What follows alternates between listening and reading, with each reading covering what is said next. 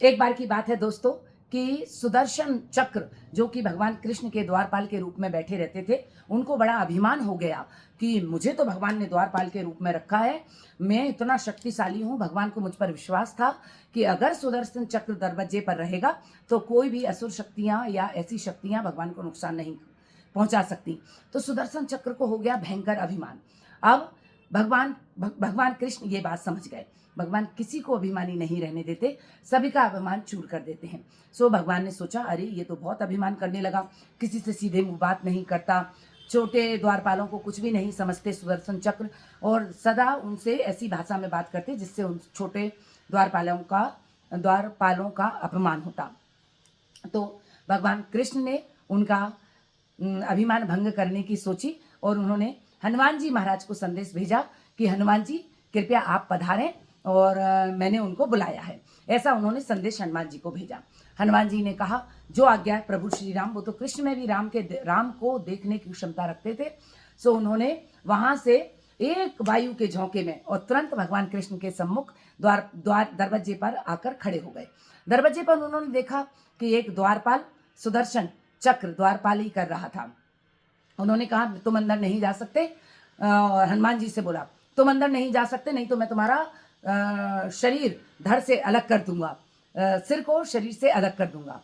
लेकिन हनुमान जी को इतना समय कहाँ, उनको तो भगवान राम ने बुलाया, उसी क्षण उनको प्रकट होना है। तो उन्होंने सोचा, अरे इससे कौन बहस करे। उन्होंने कहा कि मुझे भगवान कृष्ण ने बुलाया है, मुझे जाने दे भाई यार, मैं लेट हो जाऊंगा, मैं प्रभु की सेवा में एक क्षण का भी विलंब नहीं करता। बोले, हट, मैं किसी श्री राम नाम को नहीं जानता, ये भगवान कृष्ण का दरबार है। बोले, अभी तू समझता नहीं है कि भगवान कृष्ण, श्री राम और क्या सब प्रतिभा।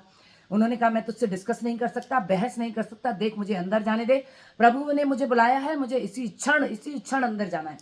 नहीं माना, बहस होने लगी। तो भगवान हनुमान जी को गुस्सा आया और उन्होंने तुरंत मुंह खोला और उस चक्र को पकड़कर अपने मुंह में डाल लिया। सुदर्शन चक्र को मुंह में डाला और मुंह में रखकर और अंदर प्रवेश कर गए।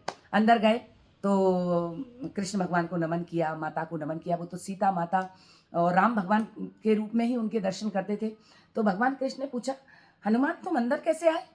तुम्हें द्वारपालों ने रोका नहीं?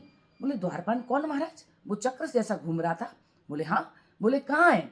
बोले, महाराज आपकी सेवा में मुझे विलंब करवा रहा था, मुझे गुस्सा आई, मैंने उसको सीधा उठाकर अपने मुंह में रख लिया। लो, आप कहते हो तो उल्टी की उन्होंने और सुदर्शन चक्र को बाहर निकाल दिया, तुरंत बाहर निकाल के खड़ा कर दिया। अब तो सुदर्शन चक्र बहुत ज्यादा शर्मिंदा हुए और उनका अभिमान टूटा।